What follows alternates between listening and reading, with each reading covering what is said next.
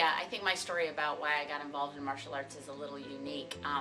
I did actually practice as a young person for a very brief period of time, a little bit shy of a year, and really enjoyed it. But then my family had moved, and it wasn't something that I really kind of kept up with. Always thought about it. I always kind of kept it in the back of my mind. But I was about 20 years old, and I had been living on my own for some time, and I moved into another apartment with a friend of mine. And so I moved from this one bedroom to a 2-bedroom apartment, and hadn't even lived there a few days, and was asleep one night, probably about 2 o'clock in the morning, and I woke up with this incredible migraine headache. And I had never had a migraine headache before, but it was just the most incredible pain and just this throbbing in my head. And I remember thinking, oh my God, I was in so much pain I didn't even think I could get up to go get aspirin. And then I realized that it wasn't a migraine. There was a man standing over me, beating me over the head with a flashlight. And it was the most terrifying thing I had ever experienced.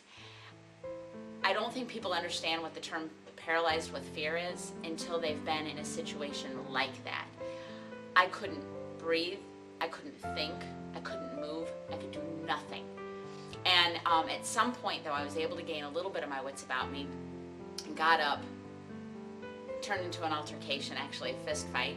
I was fortunate enough to be able to kick him in the groin and literally bust out my window and jump out my window. Luckily I lived on the first floor, and run to safety.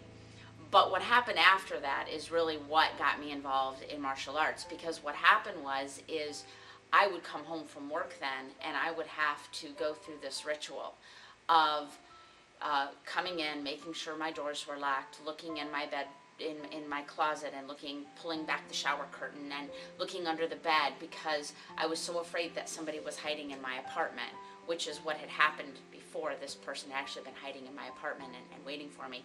And I would get to the point where it was like, I was starting to be able to breathe again, and I would sit down on my couch and I'd watch TV, and then you'd hear the creak, and my heart would start beating again, and I would start to feel icky again, and then I would have to get up and do that exact same procedure all over again. And at some point I thought, I can't go through my life living like this. This is crazy. And got very involved in going to self-defense clinics. And I thought, well, I'll go to a self-defense clinic. And they were great, and I always enjoyed them. But the problem with that was you go to a clinic, and then 2 weeks later you forget 99.9% of the things that you learned.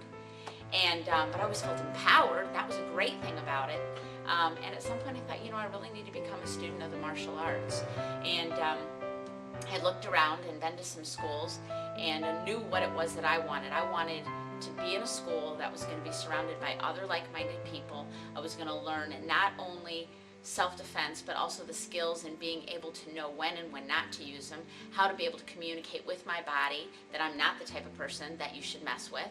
And I knew that if I could do that, I'd have the self-confidence that I needed to be able to be successful in life. And looked around and found the Martial Arts Center, and began practicing, and began learning, and began working with other people. And there's no feeling in the world like when you hit a pad and you hit it hard, and you know that you could have really done some damage if you needed to. Or when you're grappling and somebody takes you to the ground and you're like reversing the situation, and now you're on top. And to have a 200 and some odd pound guy underneath you, tapping, it's an awesome feeling. So, and I think, for me, more than anything is the self-confidence. I would say number one thing is the self-confidence, because now I just know when I'm walking to my car, I know if I'm in a situation that I can handle myself. I think though, because of that, I send off the signals to any would-be attackers, no, we're not gonna mess with her. But if they did, I could take care of myself. And I think that would honestly 100% be my number one thing.